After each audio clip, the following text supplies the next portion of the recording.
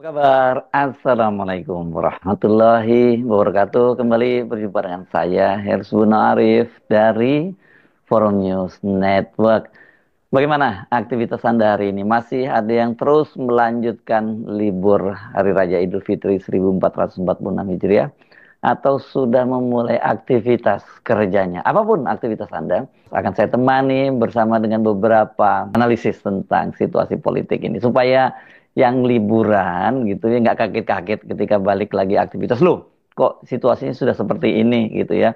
Sementara yang sudah aktif tentu saja menyimak berbagai perkembangan terbaru yang saat ini terjadi. Saya akan mengajak Anda untuk membahas pesan politik dari silaturahmi atau safari Lebaran yang dilakukan oleh putra Presiden Prabowo, yakni Ragowo Hedi Prasetyo Joyo Hadikusumo, atau yang biasa dipanggil dengan nama pendeknya yakni Didit, yang pada hari Lebaran pertama kemarin melakukan safari Lebaran ke rumah Ketua Umum DPP PDIP Ibu Megawati, dan kemudian dilanjutkan terbang ke Solo bertemu dengan mantan Presiden Jokowi atau Presiden Republik Indonesia ke-7 Insinyur Haji Joko Widodo. Begitu para pendukungnya, dan Pak Jokowi kelihatannya lebih ingin disebut ya. Sebenarnya kita sudah bisa menduga-duga apa sesungguhnya pesan di balik safari politik itu. Saya menyebutnya safari politik Lebaran lah ya gitu. Nah, karena jelas dengan mengirim Didit untuk bertemu dengan Ibu Megawati dan Pak Jokowi itu, kita bisa menduga bahwa itu bukan sekedar silaturahmi biasa, tapi ada pesan politik di situ. Dan sekarang ini mulai terungkap ya, meskipun belum terbuka sekali, tapi kalau kita menyimak dari pernyataan Putri Ibu Megawati, yakni Puan Maharani yang mendampingi ibunya menyambut kedatangan dari Didit, dan juga pernyataan dari Dasko, ini petinggi dari Partai Gerindra yang selama ini justru sering jadi juru bicara Pak Prabowo ketimbang juru bicara istana. Dari keduanya itu mengungkap satu hal, bahwa seperti Dasko menyatakan bahwa memang ada pesan di balik kunjungan itu, walaupun tadinya dia menyatakan bahwa ya itu silaturahmi biasa. Tapi yang jelas seperti dikatakan oleh Dasko maupun Puan, itu Bu Megawati dan Pak Prabowo akan bertemu secepatnya. Pasti Anda akan bilang ini lagu lama ya. Secepatnya, secepatnya, bolak-balik. Dari dulu ngomongnya secepatnya, tapi sampai sekarang nggak terwujud gitu ya. Dan sementara kalau dari Pak Jokowi, kita belum dapat kabar apa agenda pembicaraan itu. Karena Didit maupun Pak Jokowi juga belum menjelaskan kepada media. Tapi sebenarnya dari safari politik Lebaran yang dilakukan oleh Didit putra Pak Prabowo itu, kita bisa melihat posisi yang masih mendua dari Pak Prabowo dalam hubungannya dengan Pak Jokowi maupun Ibu Megawati. Jelas kalau dari pernyataan-pernyataannya Pak Prabowo itu kan dia selalu ingin menyatukan semua kekuatan nasional itu dalam satu pemerintahan. Selalu seperti itu, yang pada waktu itu ketika dia menyatakan itu dikritik karena dengan begitu dia seolah-olah tidak menyukai adanya oposisi. Jadi semua kekuatan partai politik dimasukkan dalam pemerintahan, ya apalagi kalau bukan namanya itu pemerintahan tanpa oposisi, ya, tidak ada check and balance. Kendati sekarang ini PDIP itu tidak masuk di dalam pemerintahan saja, itu kita juga di parlemen itu seakan kita tidak punya sama sekali oposisi. Ya karena apa? Karena PDIP itu juga sama dengan partai-partai koalisi Indonesia Maju lainnya yang mendukung apapun yang diinginkan oleh pemerintah sejauh ini. Yang terlihat sekali kan pada kemarin pada waktu pengesahan RUU TNI, yang menjadi ketua panjanya yakni panitia kerja dari RUU itu adalah Ketua Komisi 1 Utut Adianto, yang ini adalah politisi PDIP, dan kemudian yang memimpin pengesahan dalam rapat paripurna adalah Ketua DPR RI Puan Maharani. Dua-duanya adalah petinggi PDIP. Kelihatannya memang ini ada faktor kesengajaan gitu, baik dari kedua belah pihak. Partai-partai pemerintah memberikan kesempatan kepada PDIP untuk memimpin. Dengan begitu publik bisa menangkap bahwa kendati PDIP itu oposisi, tapi dia mendukung program pemerintah. Sebaliknya, ini juga bagian dari perwujudan pernyataan Puan Maharani sebelumnya yang menyatakan bahwa PDIP itu mendukung pemerintahnya Prabowo, tidak pakai nama Gibran ya di situ, baik di pemerintahan maupun di parlemen. Akhirnya tidak ada oposisi yang terjadi. Nah itu saya kira kabar buruknya buat sebuah negara yang mengaku demokrasi seperti Indonesia ini. Kendati dia ingin menyatukan semua kekuatan, Pak Prabowo itu kan dia terjepit di tengah konflik antara Jokowi dan Megawati.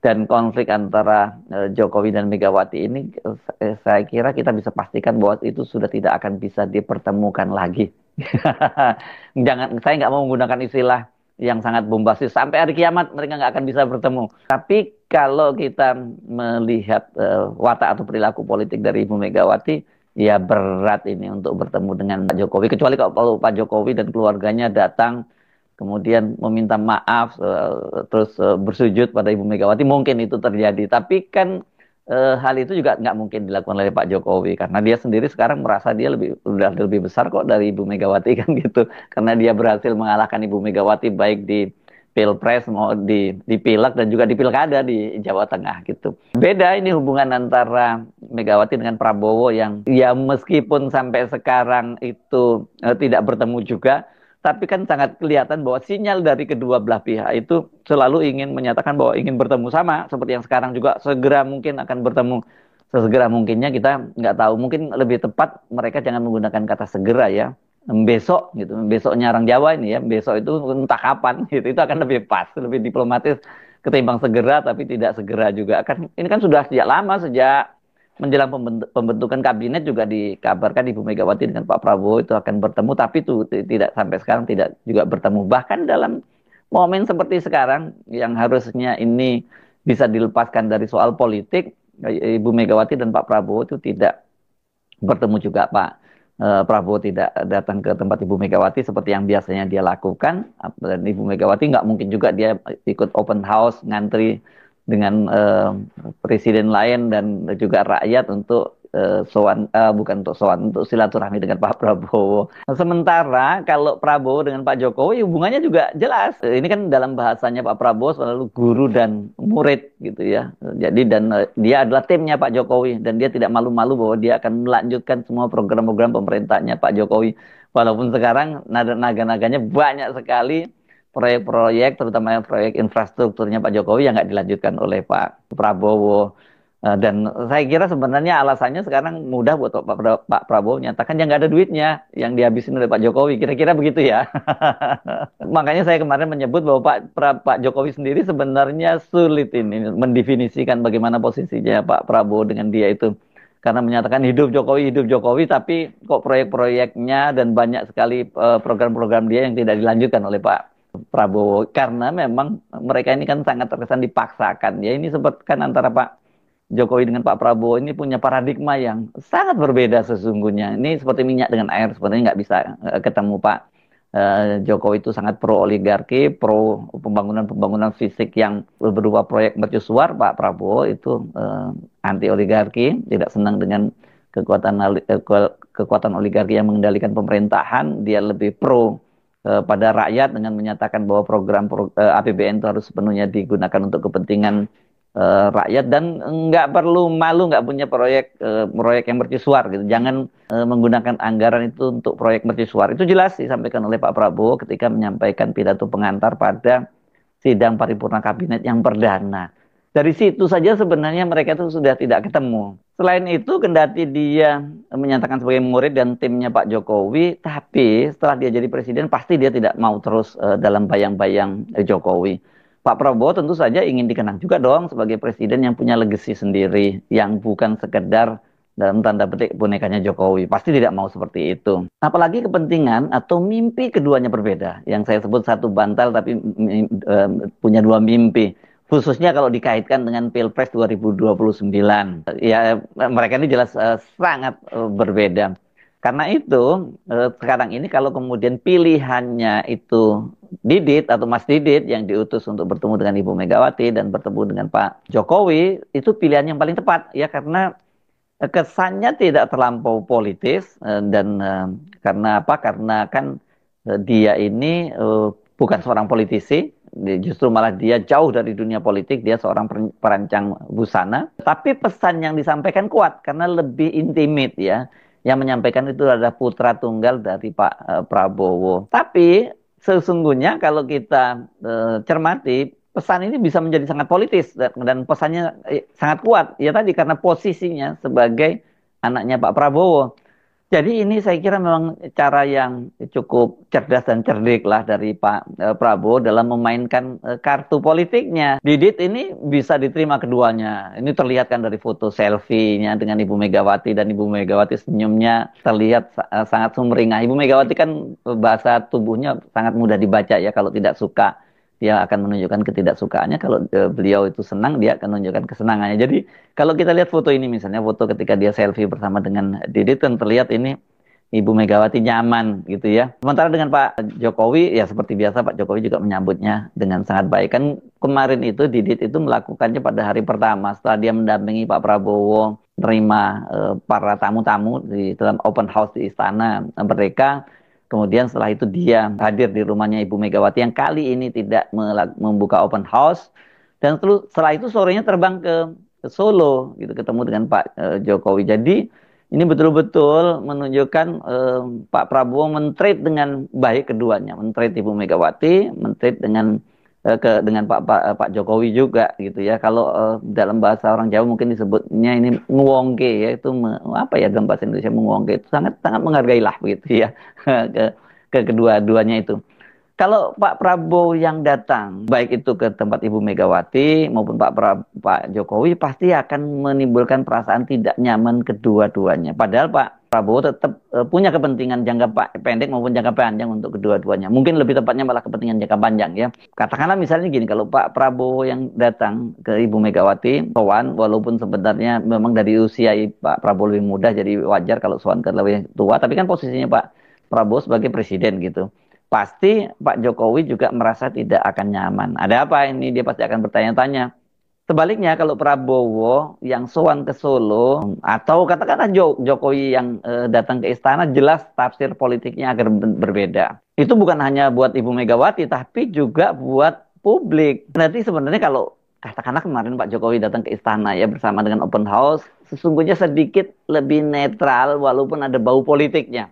Karena kan bukan hanya Pak Jokowi mantan presiden yang hadir, tapi Pak SBY juga datang, wakil presidennya Pak Yusuf Kala juga datang. Jadi sebenarnya itu bisa dilakukan, tapi Pak Jokowi tentu nggak mau menunjukkan semacam itu, kan dia sebagai guru nggak boleh dia datang kepada muridnya, kira-kira itu ya. Kecuali kalau dia diundang secara khusus. Kalau kemarin dia datang dalam open house kan kesannya dia yang sowan gitu. Nah sebaliknya kalau Prabowo yang kemudian sowan ke Solo, apalagi kemudian dia pada hari pertama langsung sowan ke Solo, pasti tafsirnya tunggal. Prabowo sepenuhnya masih dalam kendali Jokowi. Padahal Prabowo sekarang ini kan terlihat secara perlahan mulai memberi pesan kepada publik bahwa dia itu tidak sepenuhnya dikendalikan oleh Jokowi. Tetapi dia juga pasti ingin memastikan, memberi pesan juga kepada Pak Jokowi bahwa dia tidak sepenuhnya meninggalkan Jokowi. Jadi ini pesan yang mendua ya, tarik ulur benang layang-layang ya, seperti itu. Nggak dilepas sedikit, tarik lagi, dilepas sedikit, tarik lagi. Kira-kira seperti itu.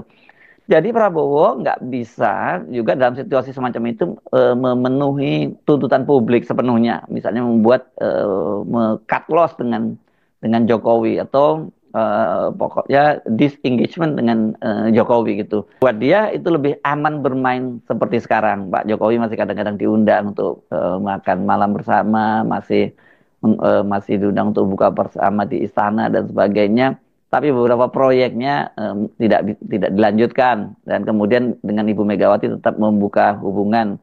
Kendati Pak Jokowi pasti juga tidak suka. Tapi kan sejauh ini keinginan Pak Jokowi agar PDIP tidak masuk di kabinet pun sudah dipenuhi oleh Pak Prabowo. Sebaliknya Ibu Megawati juga pasti tidak akan nyaman kalau ada anggota elit PDIP yang masuk ke kabinet dan itu berada di kabinetnya Prabowo Gibran. Mau nggak mau seperti itu ya. Jadi sejauh ini tarik ulur itu paling pas, dan Didit ini memerankan peran yang paling tepat gitu ya.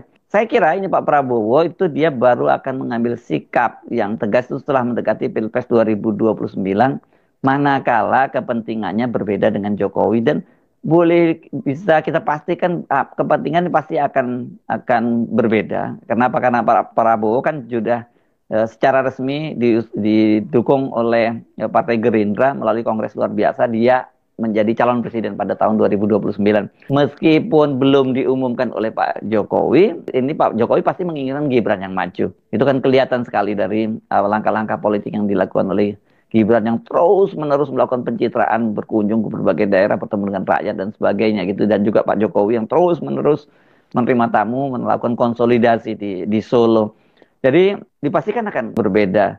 Apalagi nanti Gibran ini dengan putusan Mahkamah Konstitusi dia dipastikan akan bisa maju Pilpres kendati katakanlah semua partai mendukung Pak Prabowo. Kenapa? Karena putusan Mahkamah Konstitusi kan batas ambang batas dari pencapresan itu sudah diubah.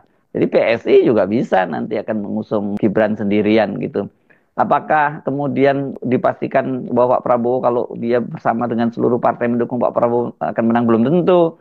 Ini kita belajar pengalaman dari kasus misalnya ketika Ridwan Kamil dengan Suswono yang didukung oleh semua partai politik kecuali PDIP kemudian dikalahkan oleh pasangan Pramono Rano ya ketika rakyat lebih memilih pasangan Pramono dan Rano kendati itu faktor dalam kasus Jakarta ada faktor Anies yang berperan. Begitu juga dengan Gibran karena saya selalu mengingatkan hati-hati dengan Gibran jangan terlalu nganggap bahwa dia pelongak-pelongok seperti bapaknya. Jadi orang nggak akan senang. Mayoritas rakyat kita itu kompatibel dengan orang seperti Jokowi, dengan orang seperti Gibran yang pendidikannya rendah dan juga nggak ngomongnya nggak sulit-sulit, nggak terlalu sophisticated gitu ya. Oke, balik lagi ke yang tadi soal Pak Prabowo. Kalau Pak Prabowo itu memang akhirnya baru mengambil keputusan pada menjelang mendekati Pilpres 2029, saya hanya berdoa semoga itu belum terlambat. Karena pengaruhnya dari Pak Jokowi itu sekarang ini masih sangat kuat. Akses dia di kalangan pemilik modal yang itu sangat menentukan pada Pilpres. Jokowi jelas lebih kuat dari Pak Prabowo. Karena kan para Taipan ini mereka lebih nyaman kepada orang-orang seperti Pak Jokowi, bahkan Gibran itu pasti lebih nyaman lagi. Yang lebih akomodatif atau kalau Gibran nanti jauh lebih mudah dikendalikan ketimbang figur seperti Pak Prabowo yang punya dignity yang lebih kuat yang tidak mudah dikendalikan oleh para Taipan oligarki. Apalagi kan dia juga berasal dari kalangan pengusaha, adiknya sendiri Hasim Joyo Hadikusumo kan juga seorang pengusaha besar. Jadi pasti ada konflik kepentingan lah antara para Taipan oligarki ini dengan Pak Prabowo dan keluarganya. Selain itu, pengaruhnya Pak Jokowi di kepolisian itu masih sangat kuat karena sekarang kan Kapolrinya itu adalah geng Solo, orang yang pernah jadi ajudannya Pak Jokowi yang pada waktu Pak Jokowi menjadi menjadi wali kota di Solo, menjadi Kapolres Listio Sigit Prabowo. Dan kita tahu sekarang ini polisi itu adalah harus diakui sebagai kekuatan politik yang paling kuat, bahkan tidak ada partai politik yang bisa menyamai kekuatan dari polisi karena infrastrukturnya yang sampai ke desa-desa dan kemudian tentu saja sumber dayanya karena mereka menggunakan sumber daya APBN sangat besar. Ini salah satu lembaga dan kementerian yang APBN yang anggaran belanjanya paling gede. Mereka ini pasti juga lebih nyaman dengan Pak Jokowi atau Gibran gitu ketimbang dengan Pak Prabowo. Karena Pak Prabowo punya latar belakang sebagai militer gitu ya. Bagi polisi sebagai kekuatan politik yang terkuat itu Jokowi dan Gibran itu pasti lebih nyaman buat mereka. Jadi ketika berhadapan antara Pak Jokowi CQ Gibran dengan Pak Prabowo sesungguhnya pilihan Pak Prabowo itu cukup